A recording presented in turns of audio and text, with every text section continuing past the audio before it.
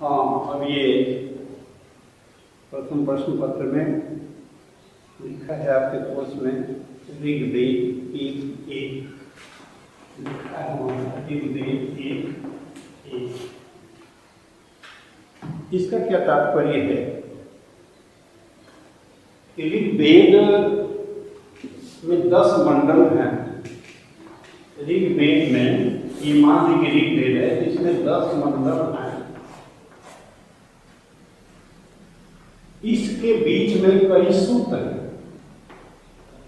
सूक्त हैं, इसको हम कहते हैं मंडल और इसको हम कहते हैं सूक्त। तो एक मंडल में कई सूक्त हैं, सारे मंडल हैं। इसमें 154 है, किसी में 55 है, 56 है, इस तरह से काफी सूक्त हैं इसमें। और सूक्तों के अंदर मंत्र हैं। सूक्तों के अंदर क्या है? मंत्र है। मंत्र किसे कहते हैं?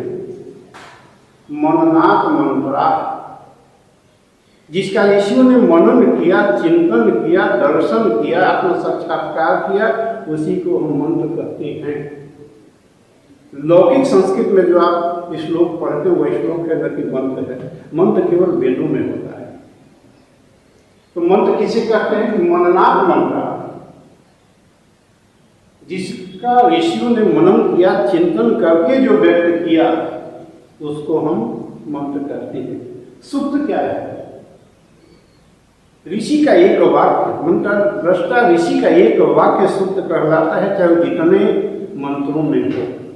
एक मंत्र में भी अगर उसका एक वाक्य समाप्त हो जाता है उसको हम सूक्त कहते हैं, या कई मंत्रों तक उसकी चर्चा होती है तो उसको हम सूक्त कहते हैं।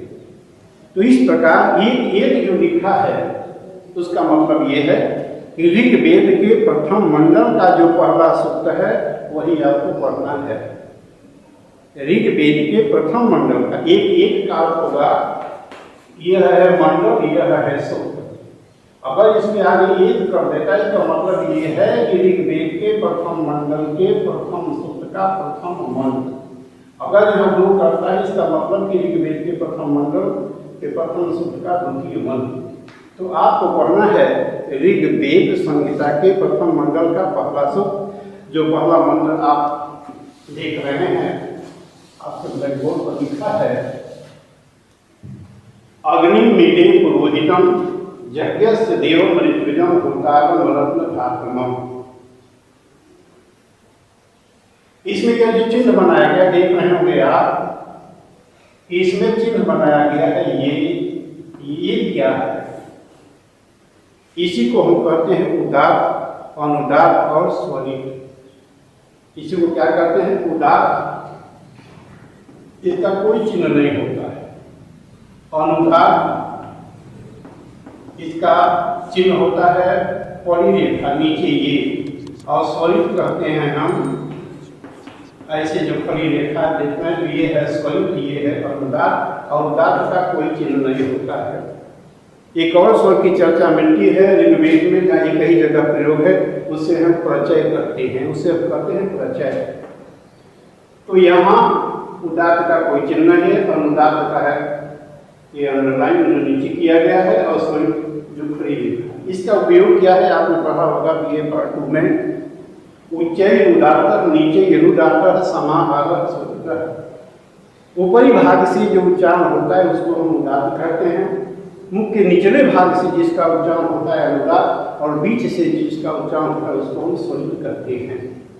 अब देखिए ये मंत्र पहला है आपका अग्निसूक्त है, इसका यह अग्निसूक्त से लिया गया है। अग्निसूक्त, अग्निसूक्त,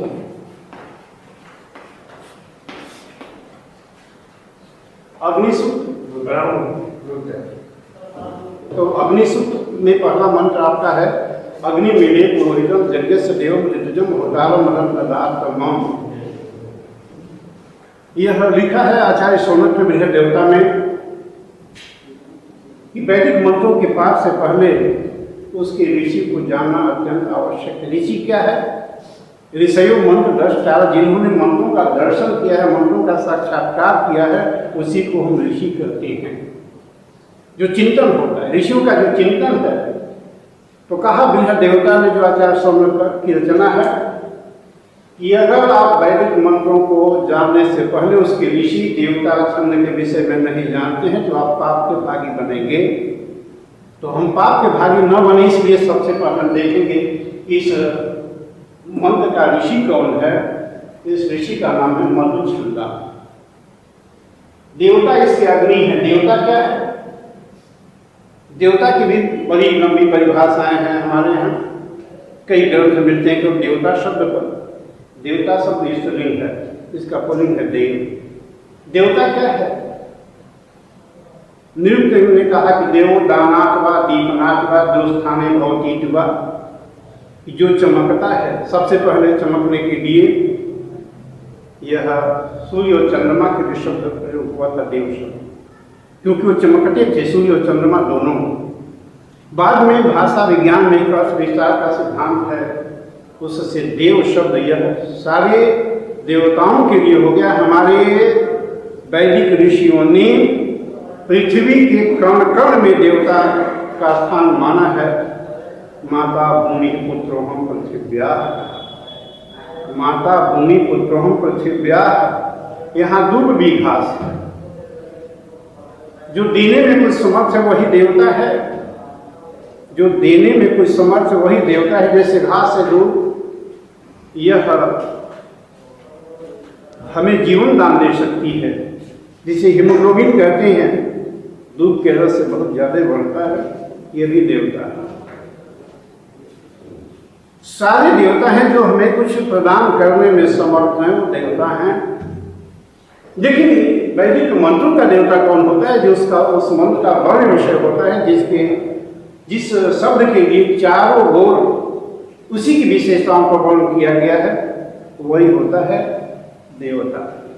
छंद, छंद दो प्रकार के होते हैं, एक लौकिक और एक वैदिक। और ये वर्णिक छंद है, वर्णों के आधार पर है गायत्री छंद। गायत्री छंद यह वैदिक छंद है। लौकिक छंद इंद्र वज्रा, उपेंद्र वज्रा, माल्य शिखरणी इत्यादि सगधारा। गायत्री में है गायत्री, उष्णी, कनुष्टु, बृहति, पंक्ति, चरती। ये हमारे वैदिक छंद हैं जो वर्णों के ऊपर आधारित है। यह जो मंत्र है यह गायत्री छंद इसका, इसमें 24 वर्ण होते हैं। गायत्री छंद में 24 वर्ण होते हैं। आप गिनेंगे, एक पाद में, एक चरण में 8, 8 में 3, 24 इसमें वर्ण। इसलिए यह जो छंद है यह गायत्री है। दो तरह के प्रश्न पूछे जाते हैं, एक तो वैदिक मंत्रों का और एक इनसे संबंधित प्रश्न। तो प्रश्न कैसे लिखेंगे हम यहाँ कि प्रस्तुत ऋचा या प्रस्तुत मंत्र ऋग्वेद संहिता के अग्नि सूक्त से उद्धृत है। इसके रचयिता नहीं, इसके मंत्र दृष्टा ऋषि या ऋषि मधुछंदा है।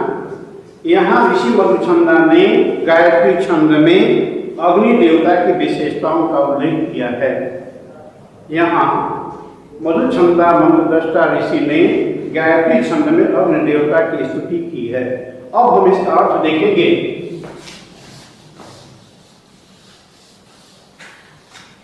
अग्निम मेने पुरोहितम यज्ञस्य देवम ऋतुजम होतारम रत्न धातमम। अग्निम ईदे, आप देख रहे होंगे कि एक शब्द इसमें नया आपके आया होगा, वर्ण में नहीं होगा। यह क्या है?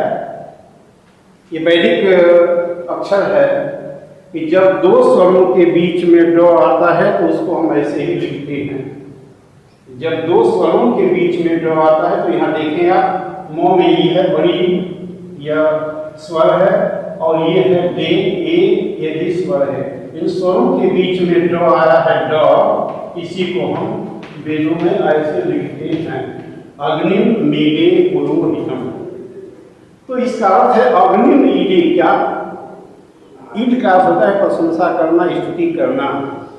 अग्नि मीडे, मैं अग्नि की स्तुति करता हूँ, मैं अग्नि की प्रशंसा करता हूँ। वह अग्नि कैसा है? पुरोहित है। पुरोहित, पुरोहित किसे कहते हैं? पूरा एवं दधत इति पुरोहित। सबसे पहले जिसको हम धारण करते हैं यज्ञ में, उसी को हम पुरोहित कहते हैं। तो कोई भी यज्ञ होता है सबसे पहले अग्नि का आवाहन होता है, अग्नि को बुलाया जाता है। इसलिए अग्नि जो है वह पुरोहित है, क्योंकि पूरा एवं है कि सबसे पहले इसको धारण किया जाता है, वह है पुरोहित। अग्नि के जिम्मे दो कार्य है ऋग्वेद में। पहला काम यह है कि वह देवताओं का आवाहन करता है, देवताओं को बुलाता है, और दूसरा है कि उनकी जो हवि होती है उनको अपने पास सुरक्षित रखता है और देवताओं तक वहां पहुंचा देता है। यही अग्नि के दो काम है ऋग्वेद में। तो कहा ऋषि ने यहाँ कि अग्नि मीडे, मैं अग्नि की स्तुति करता हूं जो पुरोहित है। दूसरा क्या कहता है कि यज्ञस्य देवम, जो यज्ञ का देवता है, यज्ञ का जो प्रधान देवता है, देवता भी दो होते हैं, मुख्य देवता एक गौड़ देवता, मुख्य देवता जिसके विषय में चर्चा होती है, गौड़ देवता जो उसमें सहायक होते हैं, जैसे मुख्य अतिथि और विशिष्ट अतिथि होता है। तो यहाँ अग्नि यज्ञ से देवम, उस यज्ञ का जो प्रधान देवता होता है। उसके बाद कहा कि ऋत्विजम होतारम, अग्नि जो है वह होता नामक ऋत्विज है। ऋत्विज चार होते हैं, ऋत्विज जो है वह चार होते हैं। पहला है होता, दूसरा है उद्गाता, तीसरा है अध्वर्यु, चौथा है ब्रह्मा। ये चार ऋत्विज होते हैं। इसमें अग्नि जो है वह होता नामक ऋत्विज है। होता क्या करता है? होता हूँ जो देवताओं का आवाहन करता है। यज्ञ में अग्नि सबसे पहले जाता है, पुरोहित है, उसके बाद वह सारे देवताओं को आवाहन करता है, बुलाता है, उसको हम होता करते हैं। उसके बाद है उद्गाता। किसी यज्ञ में चार व्यक्ति होते, एक होता होता है, उद्गाता, अध्वर्यु और ब्रह्मा। तो होता तो बुला दिया, उद्गाता क्या करता है कि जब वो आ जाते हैं तो उनके स्वागत में उद्गाता गान करता है, वैदिक मंत्रों का गान करता है, उसको कहते हैं उद्गाता। तीसरा अध्वर्यु, अध्वर्यु क्या करता है कि जब देवता आ गए उनका स्वागत हो गया वैदिक मंत्रों के साथ, उसके बाद यज्ञ प्रारंभ करता है। अंत में चौथा जो होता है ब्रह्मा, किसको कहते हैं कि ब्रह्मा उच्च आसन पर बैठता है यज्ञ में, एक छड़ी लिए रहता है, जहाँ यज्ञ में कोई त्रुटि होती है तो उनको वहाँ पहुँच जाता है, कहता है कि देखो यहाँ यज्ञ में गड़बड़ी हो रही है, इसको दूर करो। इस प्रकार से यहाँ जो अग्नि है इस यज्ञ में, इस मंत्र में, वह होता नामक ऋत्विज है। रत्नधातम, रत्नधात, अग्नि रत्नों को धारण करने वाला है। कुछ वैज्ञानिक या जो पाश्चात्य विद्वान वो कहते हैं कि रत्नधातमम, रत्न को धारण करने वाला या रत्नों के समान चमकने वाला जो अग्नि है उसकी मैं स्तुति करता हूँ। इसका अर्थ देख लीजिए। अग्नि मीडे, कहता है ऋषि मधुचंदा कि मैं अग्नि की स्तुति करता हूँ जो पुरोहित है। यज्ञ से देव, जो यज्ञ का प्रधान देवता है।